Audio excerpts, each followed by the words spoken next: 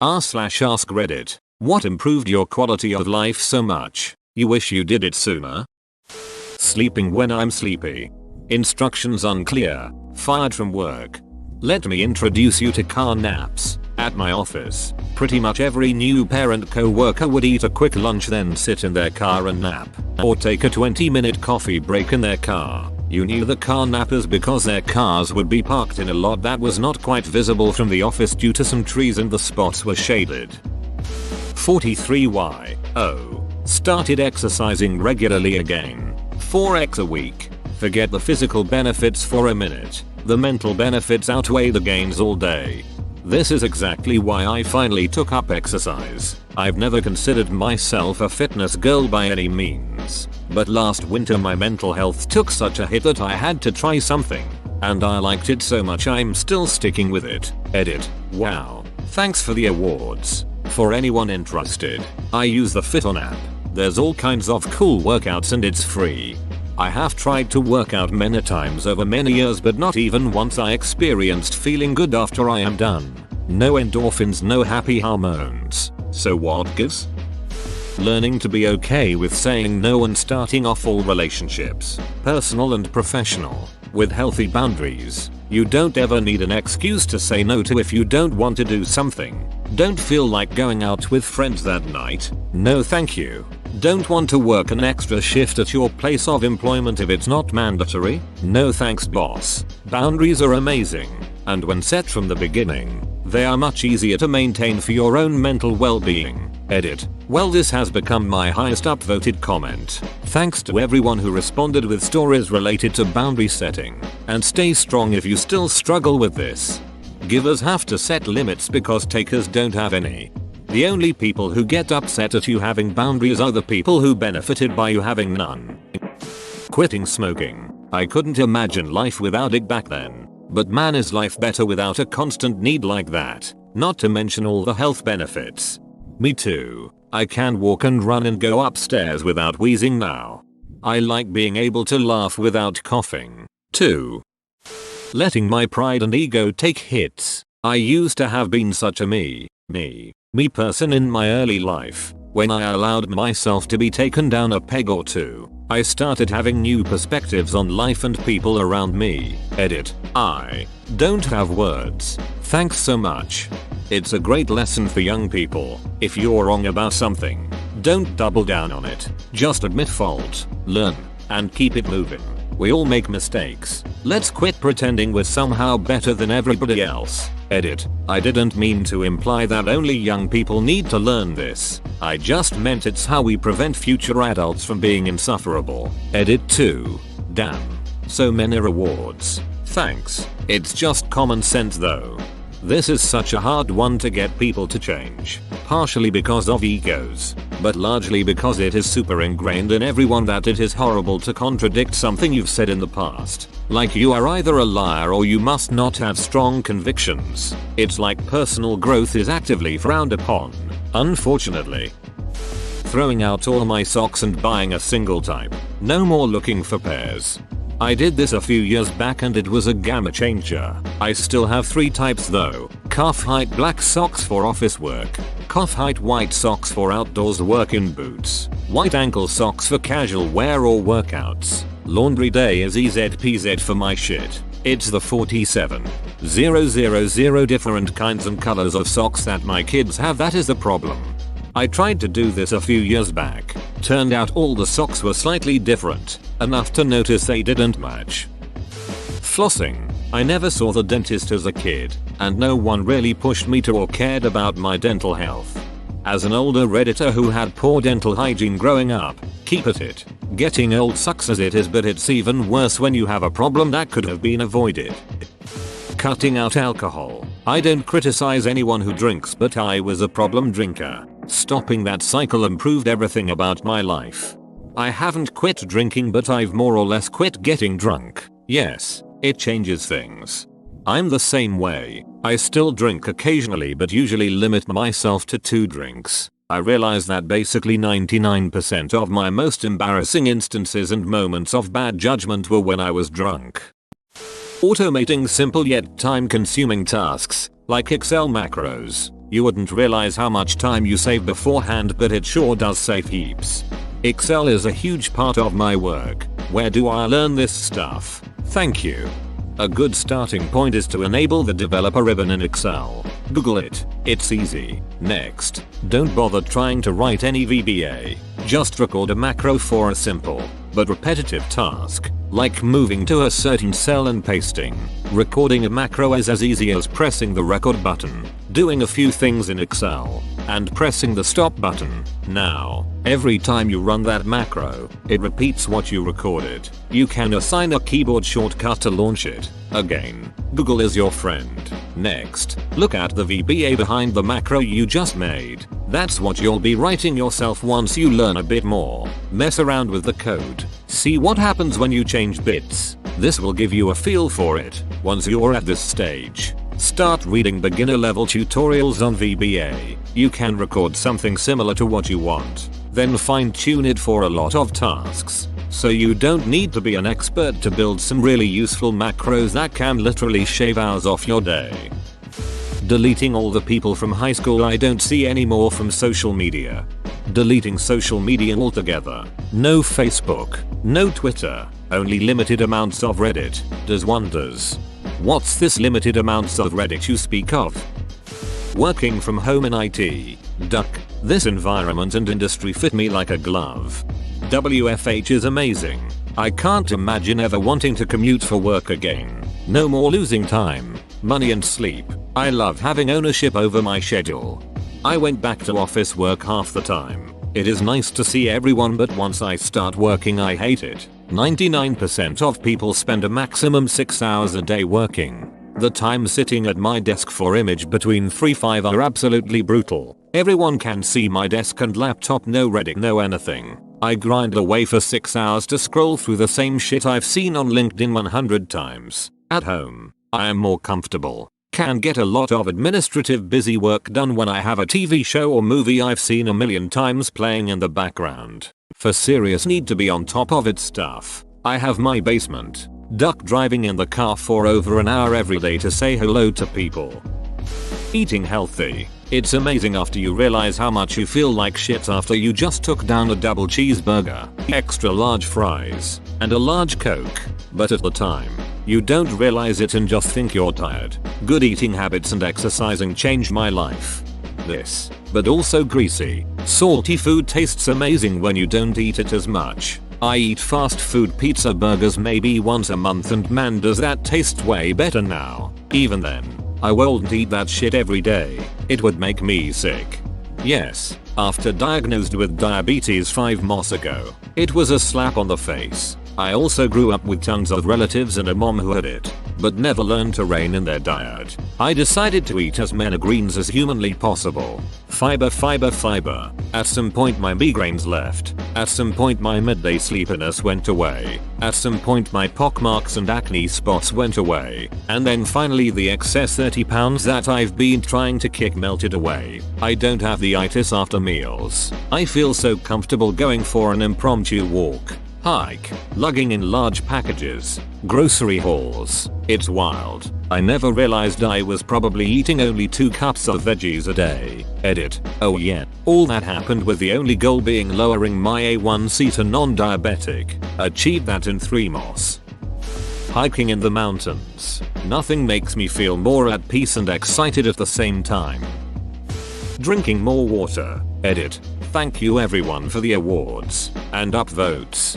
When I got my first real job, I still had no money. The options for something to drink at work were either paying for a soda or water, which was free. One day of drinking water all day, no coffee, no soda, just water, and I had this holy shit, I've just been thirsty for the past 25 years moment, and I never looked back. Water or beer, that's it.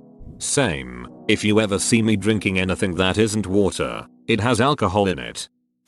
Cutting out toxic friends. After years of knowing someone, it can be hard to see that they are no longer the person they were when the relationship started. My childhood best friend grew into a manipulative, selfish prick. For years I hung out with him almost every day after work and always felt miserable afterwards. Everyone around me questioned why I still spent time with him.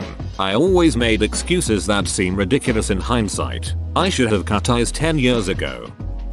Seeing a therapist. My dad died when I was 16 and I never saw or really talked to anyone about it till I was in my 30s. So many years wasted being angry and sad.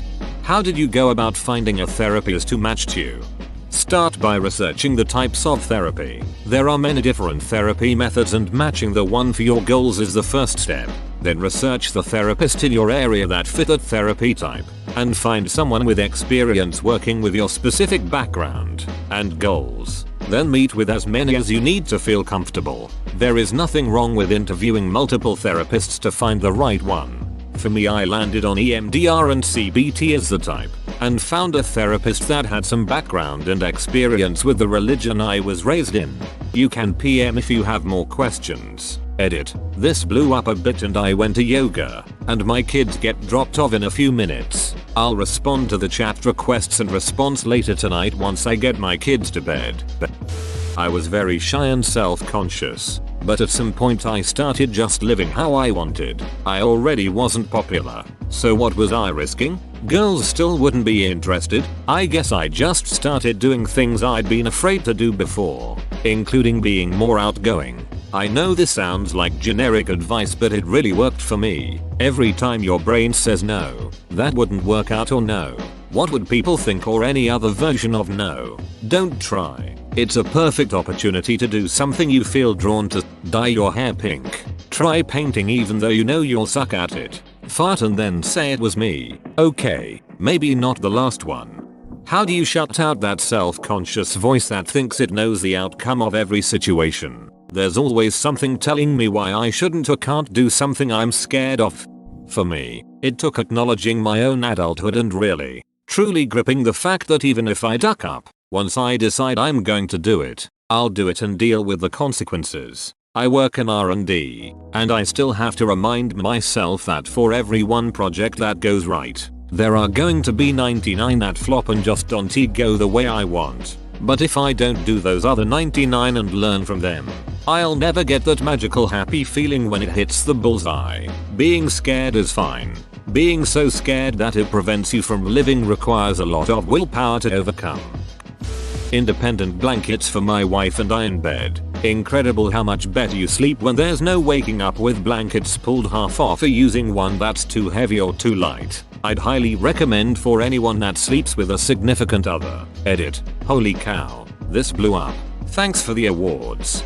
We are setting up 2 twin beds head to head. He has nerve damage and twitches in the night. We also are opposites on the hot and cold scale. I think this will let us hold hands and talk but have our own micro environment. If you make them bunk though, you'll have so much more room for activities. Edit. Most awarded for a Step Brothers quote. I was just here to duck shit up.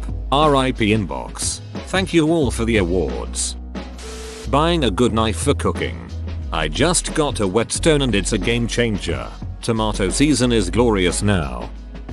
Losing 200 pounds. Edit. LOL. You guys had fun with this. To answer everyone's question, I meant weight. Former 397 pound fat chic here. Never even seen a British pound. Lost the 200 on my own through diet and exercise. Then about 24 pounds of excess skin had to be removed surgically.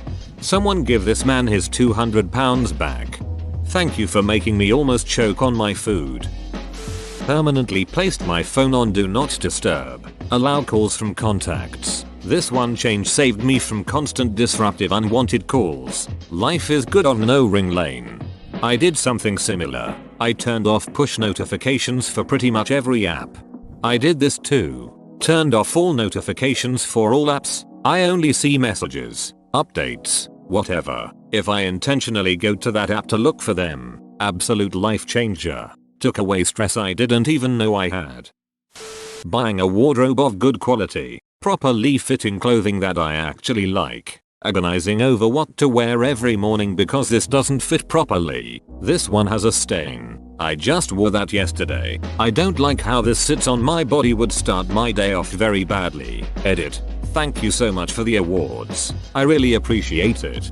For me the big thing was realizing that the size I buy doesn't matter, it's how it fits. I have some tops that are a size S. I have some tops that are an XL.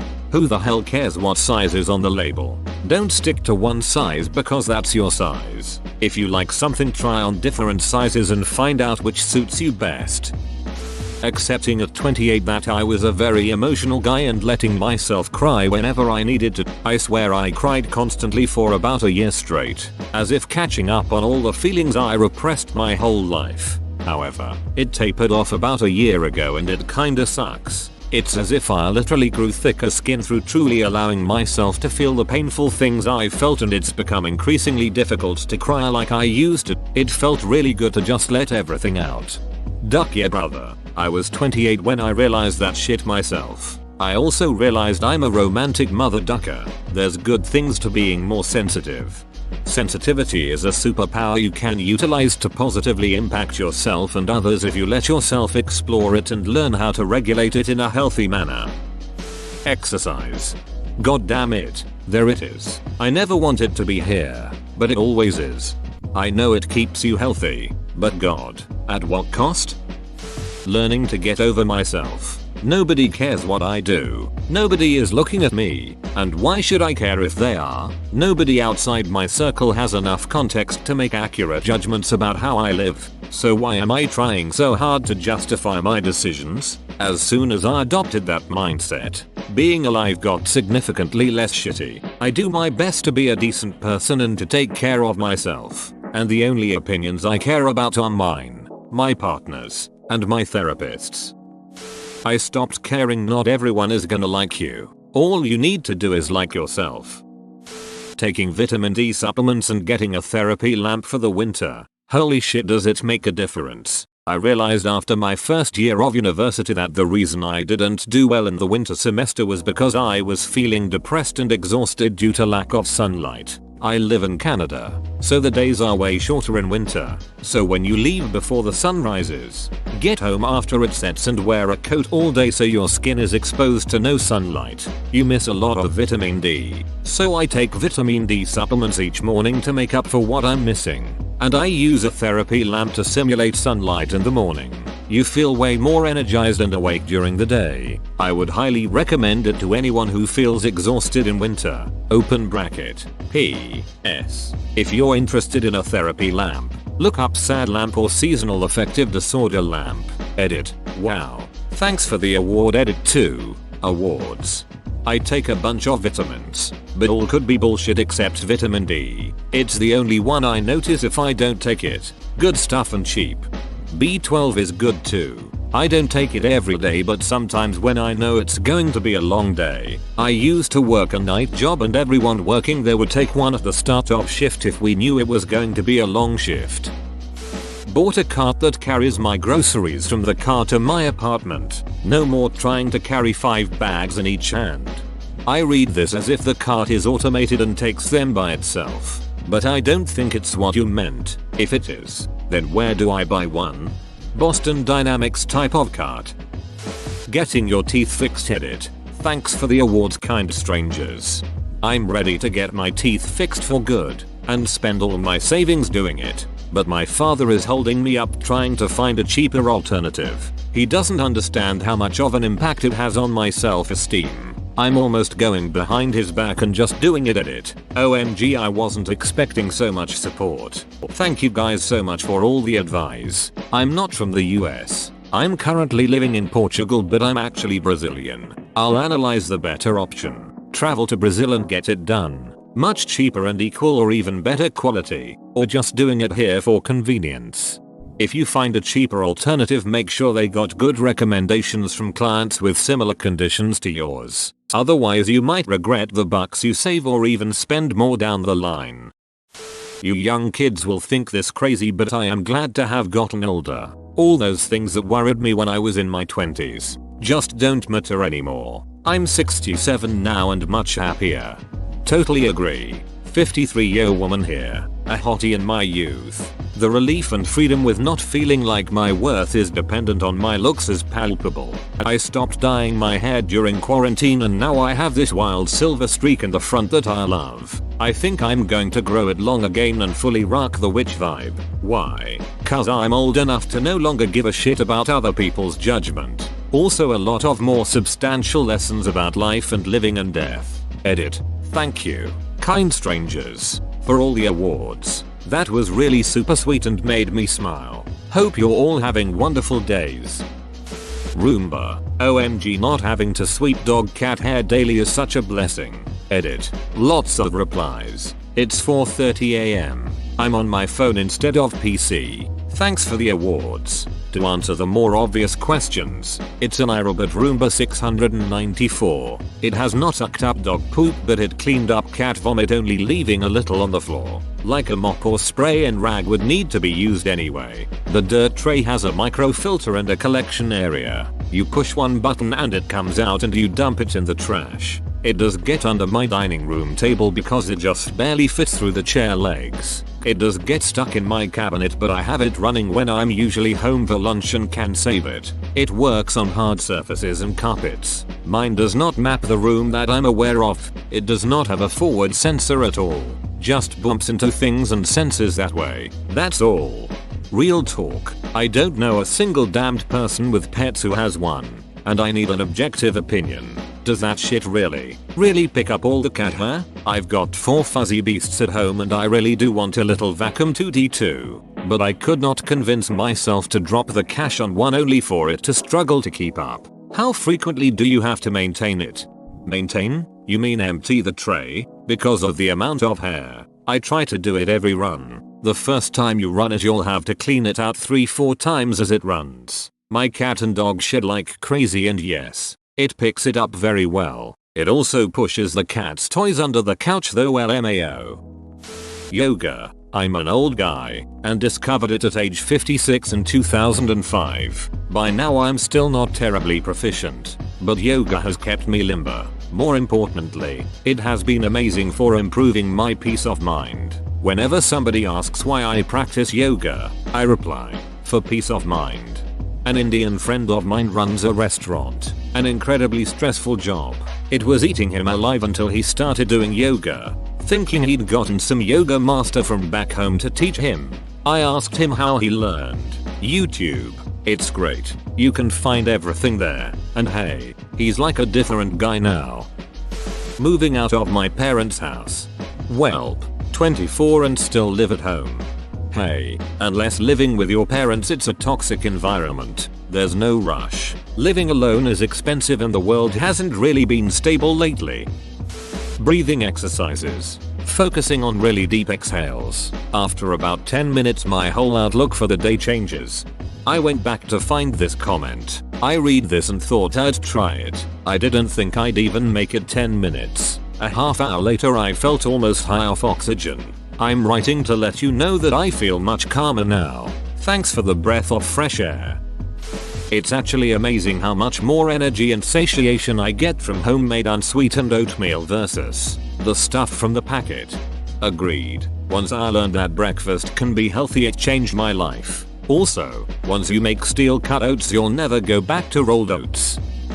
Committing myself to a mental hospital and subsequent treatment. Been going through some shit myself lately, looked at that as an option or therapy or something. But holy shit, any type of treatment is expensive. Like life-ruiningly expensive for someone like myself that isn't wealthy and doesn't have insurance. LASIK. Best $4,000 I ever spent on myself. It's getting a lot cheaper now too. Where I am it's about £1,500 per eye. Conveniently I only have one. And I'm planning on getting LASIK in the next few years. Sobered up 2 years. Stop working more than 40 hours a week. Yes, this. Not everyone is so conscientious as to enjoy dedicating their life to their job. And that's okay. Also, business owners too often don't understand why their employees aren't as dedicated to them. Well, it's because it's their business, not ours. The company doing better often has no benefit for the employees. In the good old days you'd get a large bonus based on your performance and company performance and have a clear path for advancement. A job is not always a career. Don't treat it like one. Working remotely, spending money on gas, parking, clothes, etc. Just not worth it for most of my pre-remote working life. Whoa, you made it to the end? You're a ducking beast. I'll cut you a deal. Smash like and subscribe for more curated content, bruh. It's free and that's a great price.